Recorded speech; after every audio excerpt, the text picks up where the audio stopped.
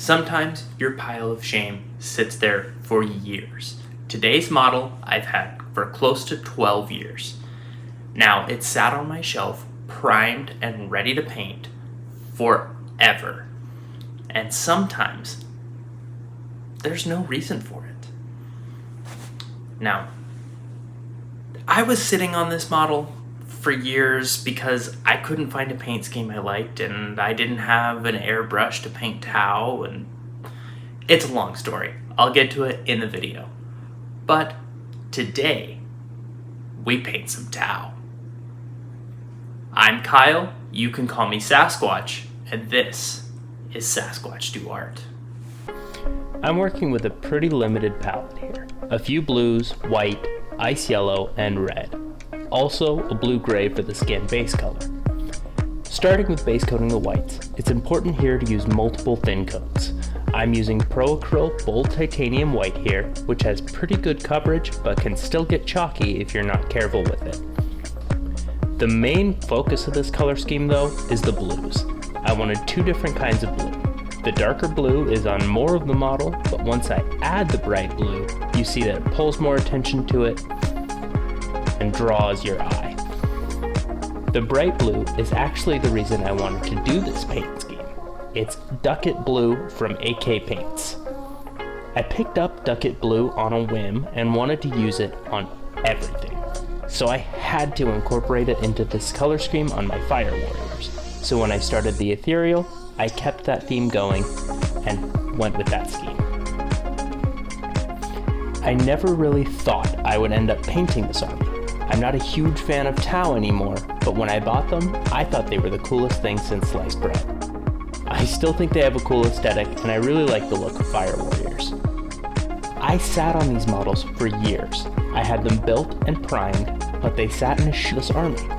I didn't really like the look of any of the official color schemes, so I took things into my own hands and made my own. It's important to keep things pretty simple when you're choosing the color scheme. You don't want to get 10 models in and realize you have way too many things to incorporate into every model and get overwhelmed. I'm learning a lot by doing these videos. It's making me think about every brush stroke, and even trying to keep the model in focus for these videos has forced me to take a measured approach to what I'm doing, and that is a good thing. My Tau project was on the back burner for a long time. With the paralysis of making a choice of what color to paint them, I put it off forever, and the task of painting them was overwhelming, so I just didn't do it. It was too much for me, so I put them in a box so I didn't have to look at them. Out of sight, out of mind. When I was choosing Tau as my first real army, someone at the store jokingly asked me if I had an airbrush. When I said no, he laughed and said, "Good luck." This definitely put a bad air around the paint job. I told myself it would be impossible to do this well without an airbrush, so I shouldn't do it at all. Now, I really wish I hadn't listened to that advice and just painted them. Instead, I sat on the first models that I had built, ever, for years, nervous to even put a paintbrush to them. It wasn't long before I put them aside and bought the Age of Sigmar First Edition starter set and painted the Stormpest Eternals out of that. I always told myself I would paint the Tau as soon as I got an airbrush, but I got tired of waiting for that day and I just started painting. Sometimes you have to push past the limits of what you have planned for someday and move into the realm of just doing it. If I had waited to paint my Tau until the day I got an airbrush, I don't know when I would ever get them done. I probably would put the limit on myself that I need to know what I'm doing with the airbrush before I paint them. There's always some way you can stop yourself from doing something. There's always a reason not to do it. So, give yourself a reason why you should do the thing. Just do the thing. The reason I started painting them was I was tired of looking at them all primed and ready to paint. I bought them for a reason. I don't remember what that reason was, but the only thing keeping me back from painting was me.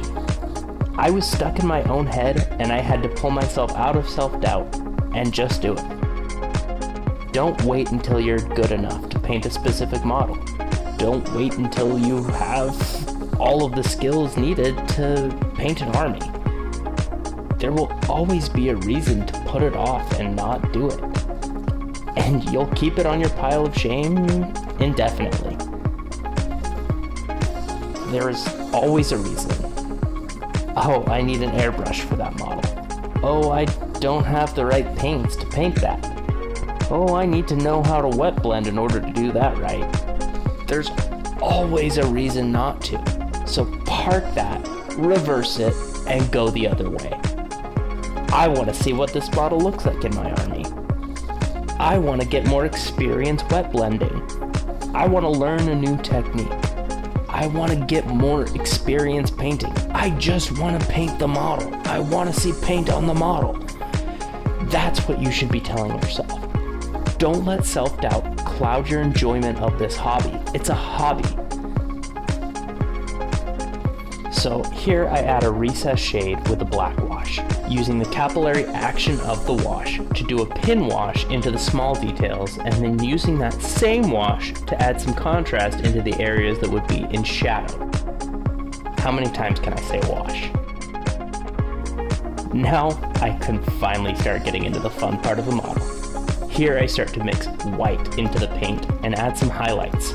Looking back, I probably would have used ice yellow for this, to keep a little bit of warmth in the model, but you live and you learn. And I absolutely love Ducat Blue. It's so bright and vibrant.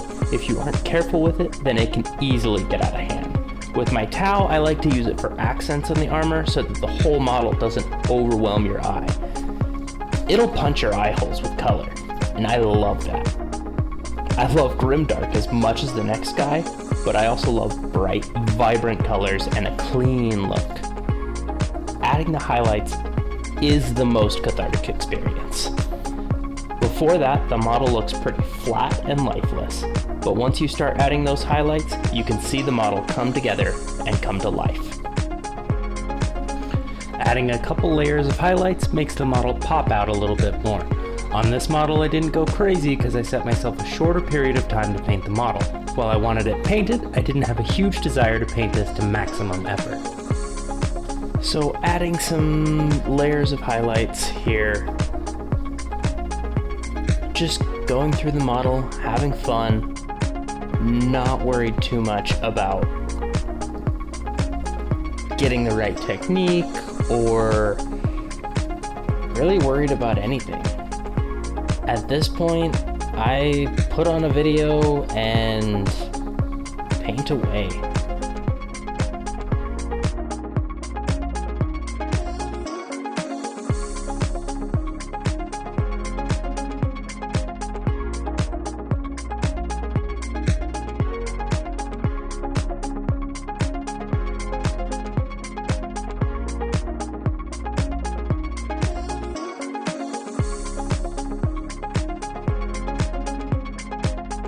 Right here, I'm starting to add some highlights to that dark blue metal.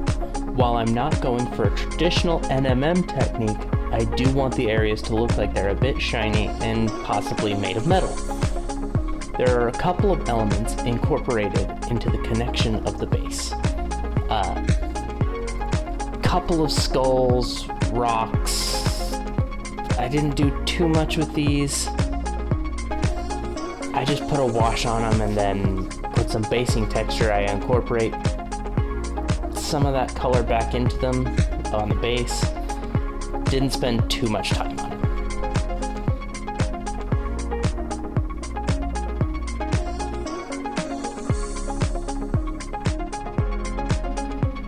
Now, red can be tricky to highlight because you either add a white derivative or you add brighter reds which mix in bits of yellow, turning it orange. Either way, you have to be careful that it still reads as red. Now, basing for this model was pretty simple. I put a coat of Armageddon dust, being conscious of letting it pool more in clumps around different areas. After that's dry, I went over it with a brown wash. This will accent that contrast and some of the shadow areas and bring out a little bit more of that pop.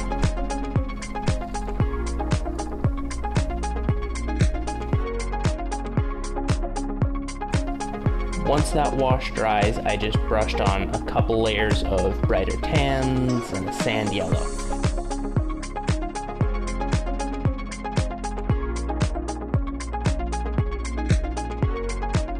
And then we paint the base rim black, add a couple of tufts, and that's about it on the base. After all that, bingo, bongo, Bob's your uncle, we're done. This model was nowhere near the top of my list on excitement factor for painting models, but getting models done that have been sitting on my shelf for years was. Now, I felt unreasonable guilt for how long it took me to paint these models, but that's over. I got it off my chest. Finally, I can move on with my life, move on to a different project, and not have that guilt weighing on me. Well, what about your Tao? So, I painted them. In fact, do you want to see Dad's Tao? Do you want to see my Tao? Do you want to see how it turned out? Let's see how it turned out. Yeah. Let's take a look at the model.